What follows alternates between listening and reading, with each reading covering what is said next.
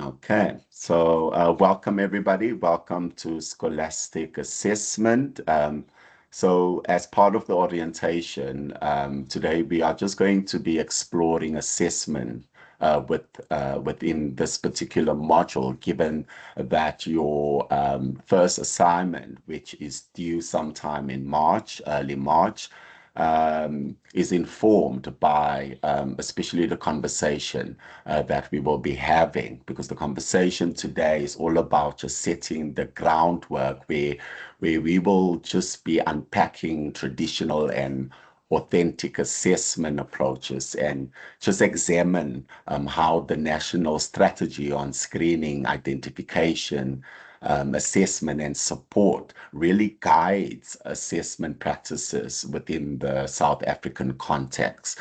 So this session is important because assessment really influences not just what you will be doing and not just for the matter of completing this module, but it really influences teaching, it influences support, and ultimately learner success. So by the end of today's conversation, and you should not only understand what assessment is, but also how it functions within an inclusive classroom. Because assessment is not just about marks, and you will learn that as we continue through this module. But assessment is really about understanding learners and just also identifying barriers and planning meaningful support. So let's start off with the question, what is assessment? Um, by now, many of you are probably aware that assessment in itself is a process. It involves identifying, gathering, and interpreting information about learner performance. It tells us what learners already know, what they need to know, and how best they learn. Now, assessment is not a single event. It is continuous and um, directly linked to instruction. Now, I want you to think about or just imagine a racing car. I don't know whether some of you are into watching the Formula One race, but as a child, I always wondered why the car itself, the racing car, had to constantly stop. And them stopping as a child watching constantly made me anxious, because in my mind I was thinking that they're going to lose. Why do they keep on stopping? They should keep on going. But the pit stops that racing cars take are very important, because during that time mechanics constantly monitor the engine and look at the tires and whether the fuel will be enough during the race. Now, if they wait until the end to check performance, the car might fail along the way, and the driver might not finish the race, or might set themselves up not to even win the race. So if we think about that illustration about the racing car, I want you to apply the same illustration to learners. Because if you think about it, waiting until the end of the term just to assess is too late to fix misunderstandings. So continuous assessment allows us to adjust teaching immediately to identify the gaps or the shortcomings of skills that the learners have not developed, and then to draw alongside that particular learner support in order for that learner to master the skill that is being taught. And so assessment really then just serves multiple purposes. It tracks learners' development. It identifies learning barriers early, and it guides lesson planning. And it involves or informs interventions. Um, but most importantly, it helps educators reflect on their teaching effectiveness. So assessment without intervention is really meaningless. And that is why we are having the conversation to just again conscientize you that the assessments that you will be engaging in with the identified child, that assessment process should lead towards meaningful interventions. So what should we assess, or what will we assess throughout this module? Because assessment must go beyond content recall. Throughout this module, you will be assessing things like the case child's critical thinking skills. You will be assessing problem-solving skills, social skills, emotional development, because learning is actually an emotional process. You will find that even the brightest child might struggle if emotionally he or she is experiencing trauma or perhaps difficulties in their lives. And also, what you will be assessing is practical application. Now, this module will therefore require you just to assess the whole learner and not just just one particular domain of a learner that you will be identifying. Now, in terms of the different type of assessments that are out there, if you're a teacher, then you should be familiar with traditional assessment, which focuses on measuring what learners remember. And it compares, this approach compares learners to each other using norms. And it usually happens at the end of the term and results in a mark or a percentage given to that particular learner. And its purpose is often promotion or classification, promotion from one grade to the next grade. And so with this particular traditional assessment, if you dive into literature, there's a lot of criticism of traditional assessment, because traditional assessment labels learners as weak or as average. And it often contains cultural or language bias, and it may not accurately measure what they claim to measure.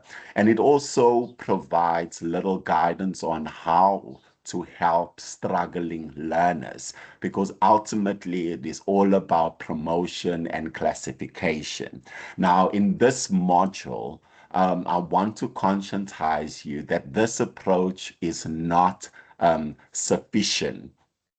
And that brings me to authentic assessment, which aligns with this particular module, because authentic assessment measures learners against a set of criteria. And you will, as you work through the SNAR documents and as you engage with your identified learner, you will be guided by those criteria. So it's not against other learners in the class. It is it is based on the criteria and what that child can do at that point in time. So it is also ongoing, and it also shapes learning, because this module is interlinked with what you will find learning support, which Prof. Sipoto will be speaking on later on, because it's not just about assessing a child, but also putting things in place that will help or support that particular learner that you will be working with. So it focuses on growth, and it also focuses on development rather than ranking a particular learner. So if we have to compare traditional with authentic, I want you to think about these two approaches as opposite ends of the continuum, because traditional assessments just sums up learning, whereas authentic assessments shapes learning. And so in practice, we often integrate both. But in this module, emphasis is placed on authentic assessment. Part of the assessment process is obviously making use of the curriculum-based material, which the identified child has already been engaging within the classroom. And these are the tasks the learner have been exposed to during the learning process within the classroom. And it is practical and accessible for educators. So the curriculum-based assessment really just supports daily decision making, and is really useful in the inclusive classroom, but it is also going to be useful in terms of you perusing and making use of what the child has produced in the classroom in order to triangulate um, that information with the assessments that you will be engaging with in through the SNART documents that has been provided for you. That will lead towards dynamic assessment, where you make use of the curriculum-based assessments and triangulating it with the assessments you will be engaging with. And dynamic assessment will allow you to look at how the learner learns, not just what they know. And it is an approach that is very active and interactive, because as the assessor, you will engage with the learner, but also give feedback and support. It will also allow you to measure the learner's learning potential by just focusing on what the learner can achieve with guidance. And it will also allow you to focus on growth by tracking improvement over time, not just a single score. And what is important about the dynamic assessment is that it is very adaptive, because task and support changes can be implemented based on the learner's response that reveals their true reflection potential. So one can see that this type of approach is quite flexible, and it really emphasizes growth, the growth focus approach that will help you as the assessor understand and support the learner more effectively. When we think about the assessment paradigm, it is important that we remember that assessment is cyclical. In other words, it starts off with learners completing a task. As the assessor, you evaluate the task. Um, you then allow learners to reflect. You then set goals based on your findings, and you make adaptation, teaching adaptation. And this collaboration in itself will empower learners and build independence. And that is what learning is actually all about. It is not about identifying a barrier um, and um, and giving a diagnosis, but it is about just empowering learners and building independence, so that that learner can and flourish as they navigate the learning space, the space that they find themselves in.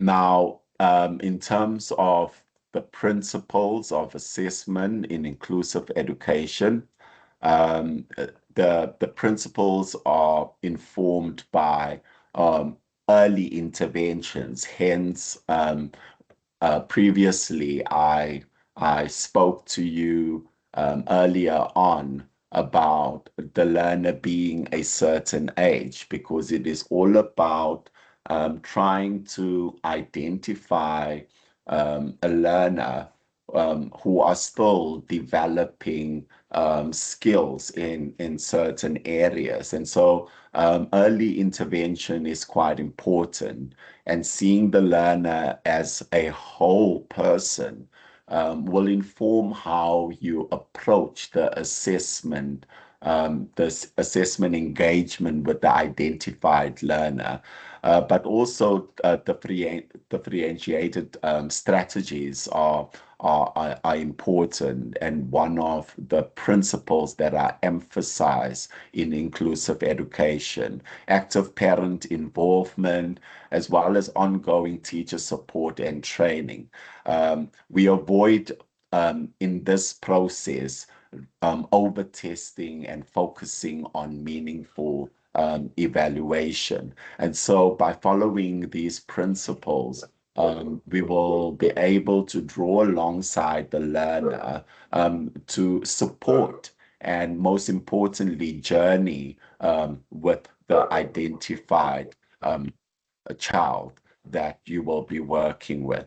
It is also important to be conscious about the Education White Paper 6, which has transformed the assessment practices in South Africa, because it promotes inclusion, and it requires assessment systems to support diversity rather than exclude learners.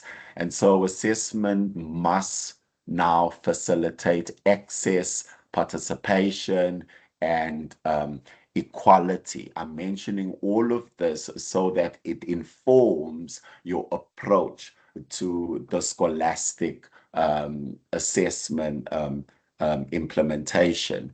Again, also the SIAS process, which provides structured guidelines for identifying and supporting learners with barriers. Um, um, the guidelines here are also important because its purpose is not to label learners, but to determine the intensity and type of support needed. And so all of these documents are documents that we should familiarize ourselves with, because it really creates the framework in terms of understanding how to engage with the learner that you will be working with. Now, if you are a teacher, you are familiar with the different stages that are part of the SIAS process, but I'm just going to quickly give an overview of those stages, starting from stage 1, which involves just gathering background information and constructing a learner's profile. that will lead you towards stage 2, where in stage 2, you will identify barriers through teacher reflection, parent consultation, as well as just contextual analysis. What is important here is that early identification is key. It is really key in the entire process, because learning disability, especially within the South African context, first becomes apparent when learners enter school, and that is when the inability to perhaps complete certain tasks becomes um, part of the difficulties that they might be experiencing in class. And so early intervention is key. Hence, again, I emphasize that the case child that you will identify should not be older than 12 years and should be either in a mainstream school or remedial school, and should not have been assessed before. This will lead us towards stage 3 and stage 4. And at this stage, the district-based support team collaborates. During these stages as well, support packages are determined and tailored according to the needs of the learner, and resources are allocated. Those resources, you know, can be from um, from from perhaps referring a child if there are emotional problem or social problems, referring a child to a social worker for further intervention, to designing a individual educational plan for that particular learner, in order for the differentiation of either subjects or certain assessments within subjects to be applied by the teacher, but also putting in place monitoring of the learner's progress, and intentionally doing so, because support intensity may also depend on what the findings were for this particular learner, and the support in itself can range from low to high. And it is important here for me to just say that support is not only about remedial intervention, but support should include adapting teaching strategies, or informing the teacher about perhaps strategies that they need to apply when engaging with the case child that you have identified. It also involves reviewing school policies and creating supportive environments. But most importantly, it's about empowering educators and parents, because support aims to or should aim to gradually reduce dependency and build independence at the end of the day. So there are a lot of role players involved here, right? Because assessment in itself is collaborative. Teachers play a central role, but parents and the support team and the community services are also involved. Now, the DBST will ensure quality assurance and will also monitor support implementation. And I guess, that is important because it keeps accountability at the center of the process in itself. So it is very clear that that South Africa is shifting from labeling and testing um, learners towards supporting and including them in meaningful ways. From the old approach, which focused on measuring achievement and categorizing disability, which often led to just rigid expectations and limited opportunities, to new approaches that really emphasizes constructive support and independence and inclusion. Now, this new approach really supports learners in classroom and life skills, not just academics. So why is this important? Because the statistic context highlights the need for individualized support and inclusive practices.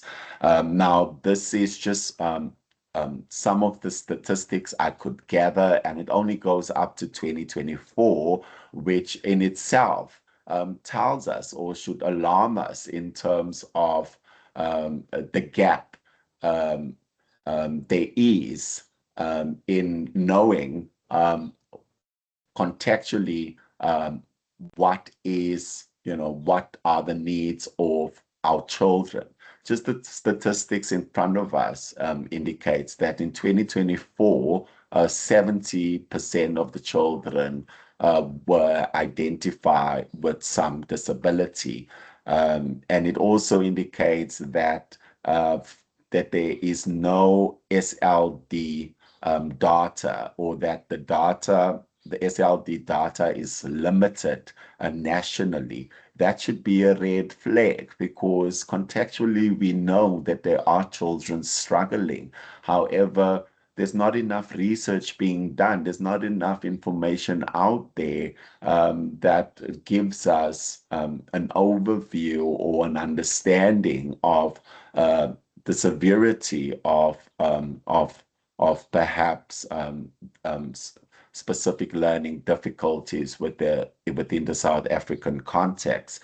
And data also, the 2021 information also shows that autism spectrum disorder is about 0.08%. And I want to believe that that percentage is actually increasing the more people are becoming aware of that particular disorder. But in terms of globally, it is indicated in a 2018 article that SLD prevalence is about 8.4%. So these statistics should just conscientize us about the need that is out there in our different contexts, and should just again conscientize you as the importance of the work you will be doing in this particular module.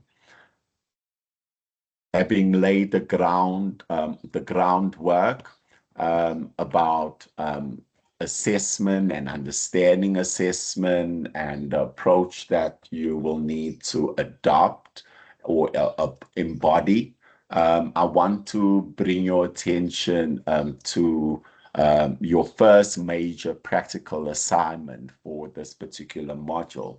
Now, in your first assignment, you will have to identify a learner with learning difficulties. And in this assignment, you will also be preparing for screening.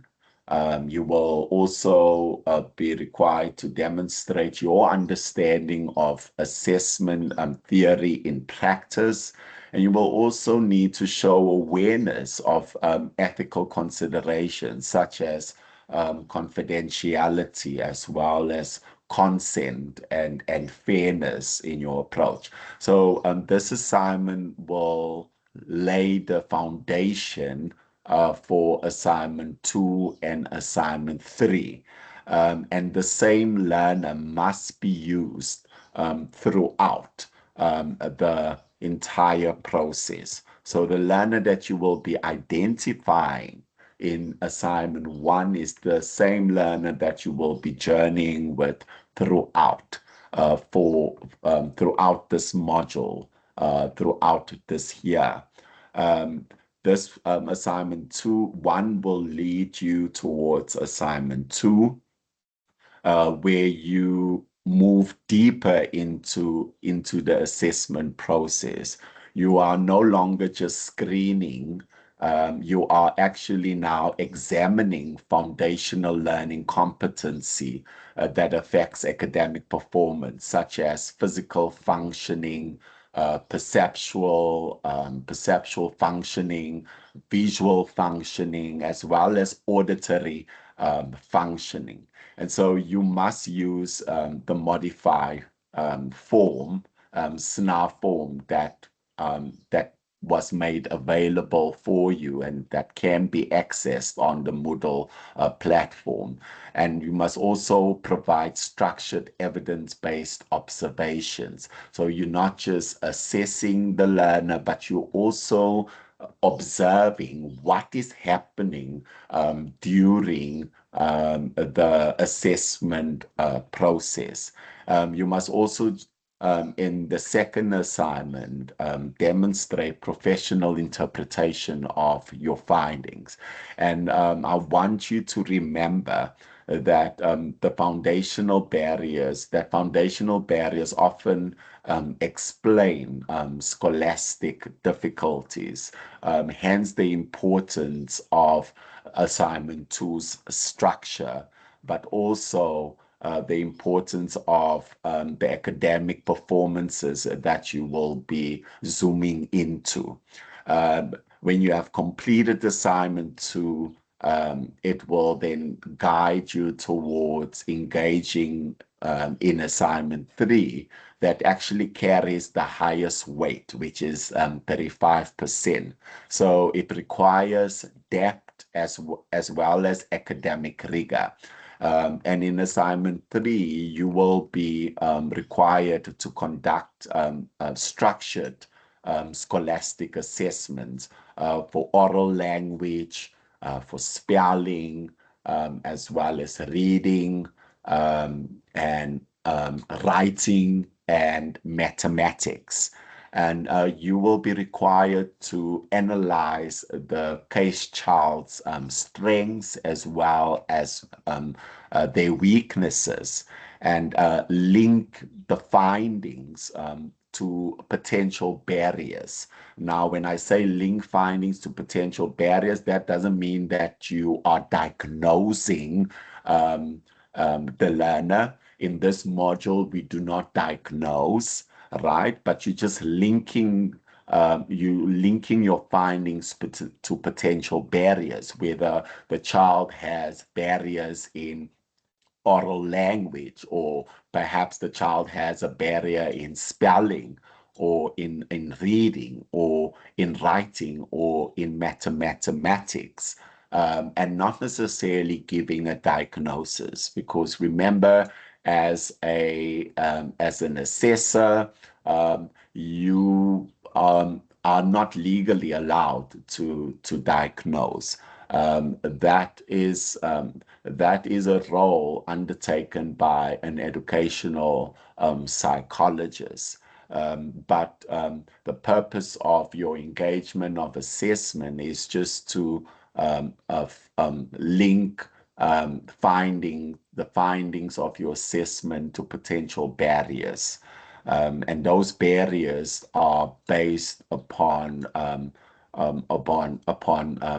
scholastic the scholastic functioning of the child. And this assignment must therefore reflect your understanding of inclusive assessment practices that aligns with SIAS.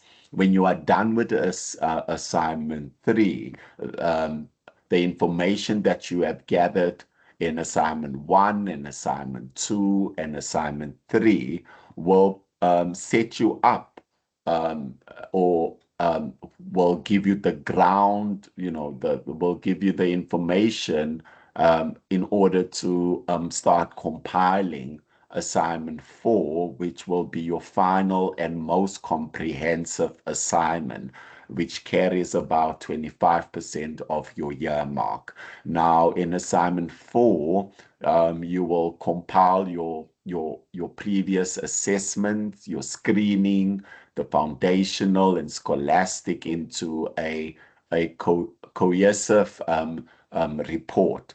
And here you will demonstrate your knowledge of inclusive assessment practices as outlined in SIAS and relevant literature. And you will need to ensure that the report is structured professionally, by including, and we will be speaking about it later on as well, but here you will need to make sure that you include an introduction or the background of the learner. And can you see how that is informed by the first assignment that you will be engaging with? And then you will also need to include assessment procedures used. In other words, the tools that you will be making use of that has been provided for you. You will also include observations and findings, as well as analysis and interpretation of the learner strengths and barriers, because ultimately all of that will lead towards you providing recommendation for targeted support. And this targeted support will obviously be elaborated on, or will fully be engaged with in the learning support module. So the key points to remember when engaging with this, or when getting to the part where you engaging with assignment 4, is that your report must be evidence-based, not and should not make assumptions about data. That is why the feedback that you will be receiving from me throughout the year will contribute towards the final assimilation of your assignment 4. Okay, because the feedback in itself will guide you towards, or will highlight perhaps the gaps and the oversight that should be taken into consideration when going forward in terms of the assessment process. You will also need to link your recommendation to the learner's strengths, the learner's context, and the assessment findings, so that the recommendations are practical and doable. And it should also reflect on your assessment practice in the critical reflection section, where you discuss what went well, the challenges you encountered, and how your understanding of inclusive assessment has developed over time. Now, it is important that I've already spoken on this part of the slide, in terms of the child that needs to be developed, as well as the type of school the case child will need to be from. But what I want to talk on is just the procedural safeguards, because these procedural safeguards are rules that are informed by the Educational White Paper 6, as well as the SIAS and the SNAS that protect learners with disabilities and their families. Now here's just a quick summary of those protections. Firstly, parents must give written consent, and I cannot emphasize that enough. right? I mentioned it before and I'm mentioning it intentionally now that parents must give written consent before the child is evaluated or placed in the program. Secondly, the assessment must be conducted in the learner's home language, and the results must be shared in that language. And thirdly, the test used for evaluation must be free of racial and cultural bias, though it can be challenging to eliminate all biases, but it is something that we need to be cognizant about. And then lastly, parents have the right, keep this in mind, parents have the right to see all the information that's collected about their child during the assessment process. And so I want to encourage you to constantly involve the parent in the entire process. If it is that after every assessment engagement, you call in the parent and you sit the parent down and you have a conversation about the findings, I would advise you to do that if the parent is available and not just wait until you get to the end. Where you get to the end and you write the report in order to engage the parent with the potential findings. But use the opportunity to include the parent, build trust, um, um, emphasize collaboration, because whatever your findings are um, in a particular assessment, that those findings will need to be implemented either at home by the parents or the teacher of this learner. So um, it is important to make sure that yeah, that you keep them involved throughout the process, and not just during the interview in the intake interview process, so that they themselves can also take ownership of perhaps the recommendations that will that will come later on. So parent involvement is very important, because involving parents is not calling parents when there is a problem. Um, and so it is about breaking away from that default setting that plagues so many schools, where parents are only called in when there's a problem. I want us to perhaps take up a different approach by, as I said, involving parents continuously throughout the process. And then also it must be planned properly and communicated with the parents. So it is also a call for you to be conscious about forming relationships with the parents, and not just a meeting with the parents once off during the intake process, but intentionally forming a relationship with the parents themselves as you navigate and journey with the case child or the identified child. And then also continuous updates and capacity building needed for all parents, not SGB members only. Please keep that in mind. I've already spoken on that, but also working together on the programs needed for the particular child.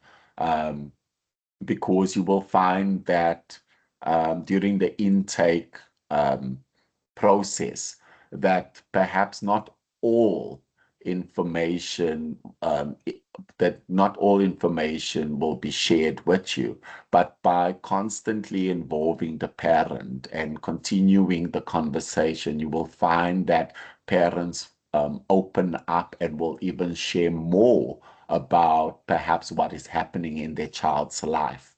And so throughout, you take notes in order to make use of those notes in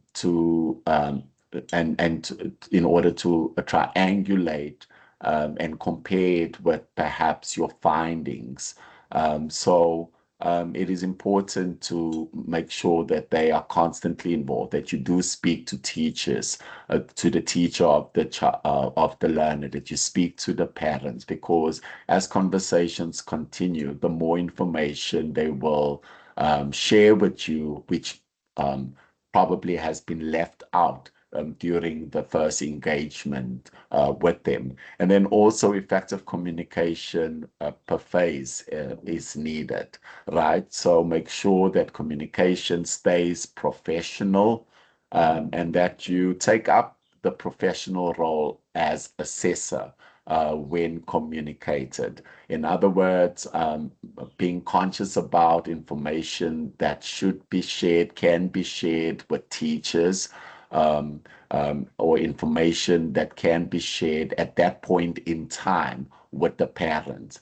If if if if if certain information is still lingering and you're still trying to formulate or analyze, you don't share it prematurely. You make sure that you do the groundwork before you actually start engaging with the relevant stakeholders in terms of just informing them about the process that you are currently undertaking. So make sure that parents are involved at all times. Make sure that communication is kept open throughout between yourself, the parent, and the case child's teacher. So in conclusion, I want to just emphasize that assessment in inclusive education is ongoing. It is ongoing and it is also dynamic. And it should focus on strengths as well as needs instead of focusing on weaknesses and diagnosis. It should also just guide your intervention. It should empower the learners and it should aim for independence of that learner, because assessment is not about labeling them. It's about enabling them and allowing them to grow into their potential. Okay, so this is me at the end of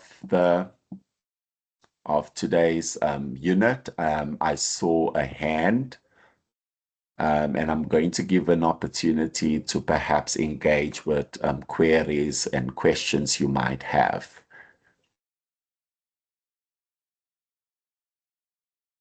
Debia, was your hand up? If your hand was up, you are welcome to unmute yourself and to pose the question you might have.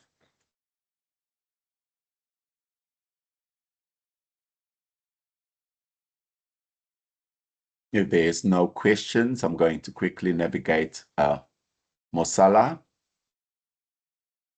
Good morning, Mr. Deon.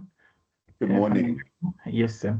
As you indicated, a very interesting point whereby you indicating that scholastic must be conducted in the child's home language and Yes. the results as well, right?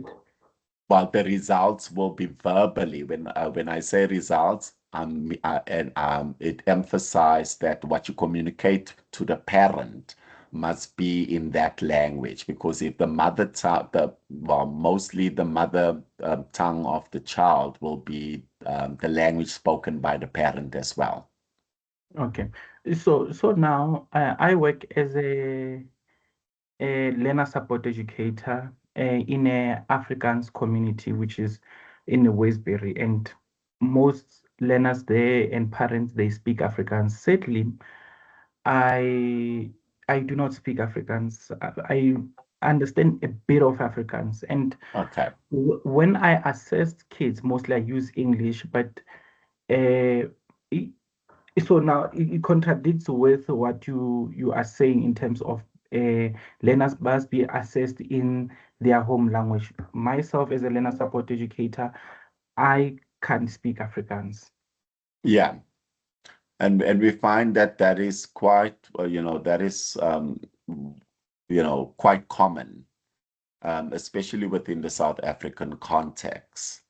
And so the best way, I just want to ask a follow-up question whether the school that you are at, although it is an Afrikaans, it is Afrikaans community, um, what is this language of instruction at the school? The language of instruction is both Afrikaans and English. When you say both Afrikaans, are you saying that there are Afrikaans classes and there are English classes? What I'm referring to is that the home language that is taught in the school is Afrikaans. There is no other language that is taught within the school. Uh-huh. However, the maths and other subjects are taught in English. Okay, so the learner is exposed to English. Correct.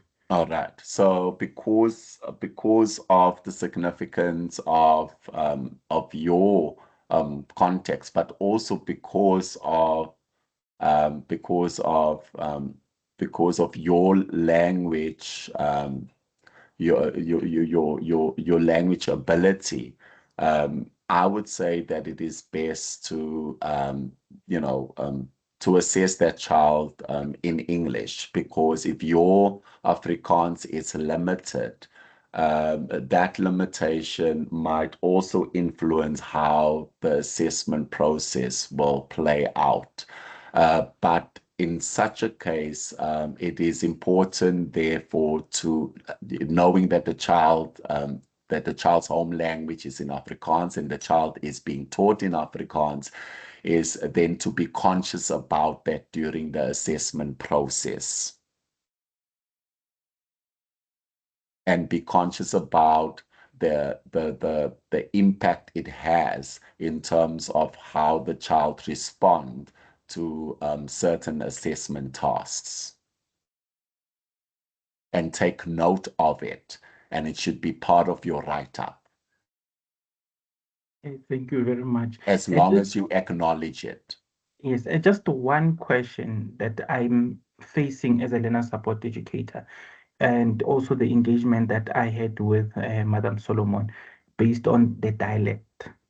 Yeah, Yes, I feel like I'm failing my learners and my kids in terms of assessment based on my dialect. My dialect is a Sotho dialect, and then their dialect is the colored dialect, in which is the Westbury dialect, right? yeah.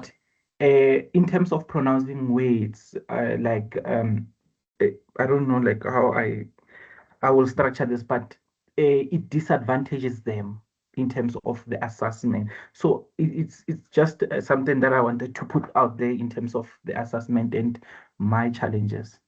So, just in this regard, also be cognizant of the fact that the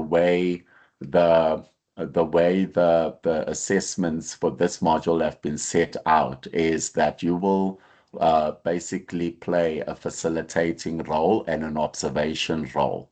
So, a lot of what you've just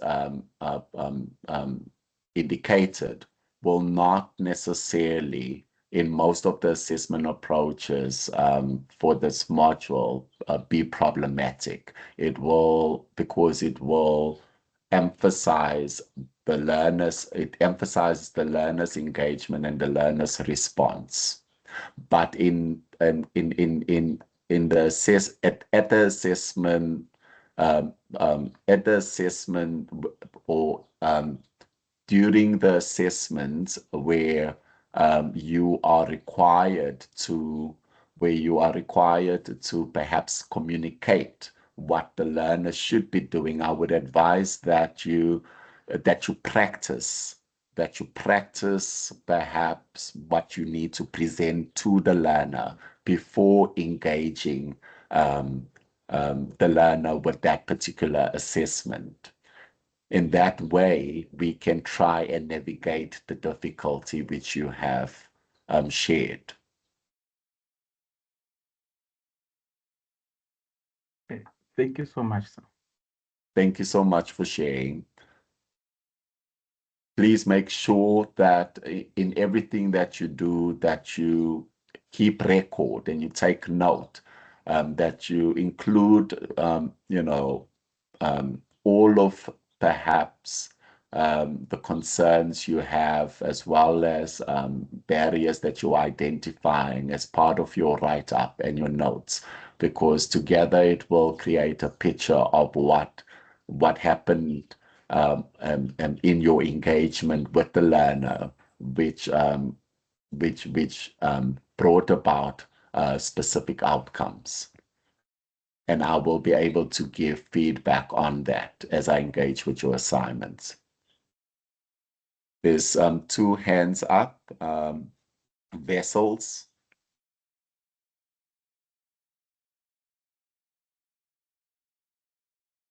Vessels, do you have a question? And after Vessels, it's King.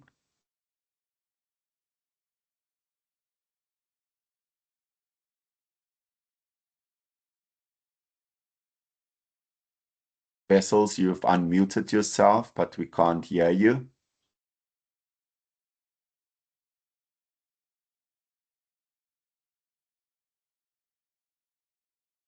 While Vessels is trying to just attend to the audio, King, you can go ahead. Morning, Mr. vdMerwe. Good morning. So I'm an educator at a special needs school, which means that all of our learners have already been assessed. Uh-huh. Would it, so would I be able to do my assessments after school hours, or does it have to be done within the school day? Well, it all depends on the arrangement you make with the parent and the school. So because you're working in a special needs school, and everybody there's already been assessed, you will need to request access from either a mainstream school or a remedial school, and you will set the schedule accordingly. Okay. Okay. Thank you so very much. Not a problem. Thank you. Um, I see there's two hands up again. That is Sanele. And after Sanele, we will give an opportunity to Tato before I give over to Prof. Sefotso to introduce the learning support module. Yes, Sanele. Good morning, everybody. Good morning, Mr. vdMerwe. Morning, Sanele. Go ahead. My question is regarding parental involvement of the case child. What if the parent is not available?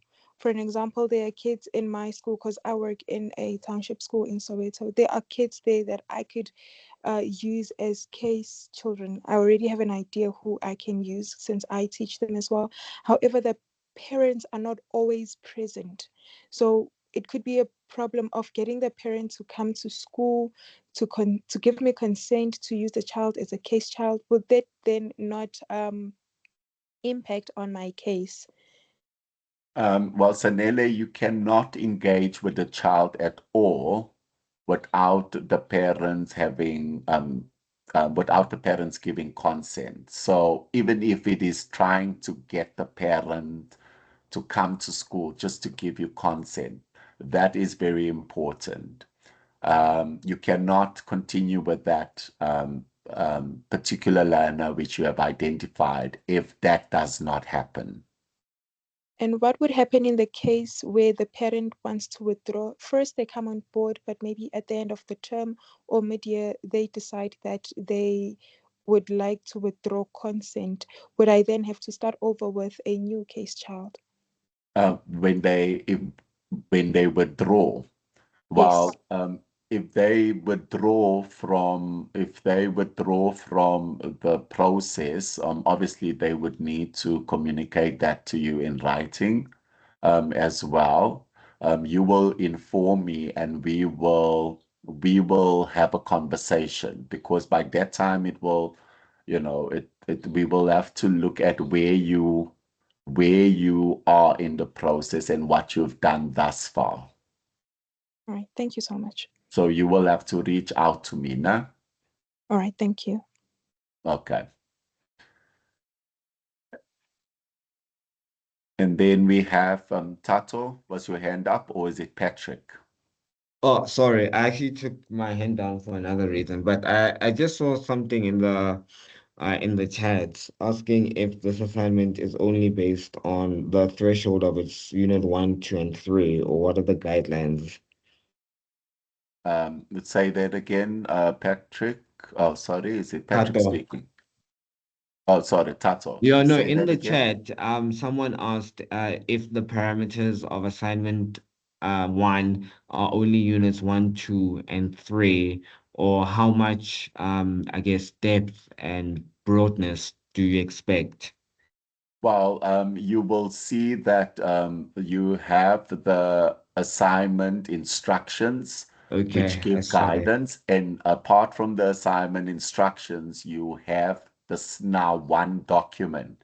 Okay. That document in itself give word limits per questions asked. Okay, thank you. Okay. Thank you so much. Guys, we are going over time. I'm going to get in trouble with Prophecy Photo. So I'm just going to give Patrick an opportunity and we will call it to a close. Patrick? Hi, good day, Mr. Van der Merwe. How are you? I'm good. Yourself? I'm excellent. Thank you kindly for asking. I'm an FET English teacher, and I would just like to know if there's any material that has been made available for identifying problems in mathematics, particularly, when we do the assessments. Is there material online for that, or is there on Moodle for us to peruse? Yes, so there's resources on Moodle that you can work through. There are videos there as well that you can watch. So please make sure that you navigate towards Moodle. If there are any other support, if there's any other support that you require or clearer matters of clarity, please do reach out to the tutor or myself, who will respond accordingly. Thank you very much, Mr. Van der Merwe. I do appreciate it. Have a good day. Thank you. Bye. Same to you. Bye. So thank you, everybody. Thank you for the questions, and I'm looking forward to engaging with your assignment 1. Please do join the WhatsApp group for this module. The link can be found on the Moodle platform. By you clicking on the image, you will automatically join the WhatsApp group. Thank you so much and keep well. I will now give over to Prof. Sifoto.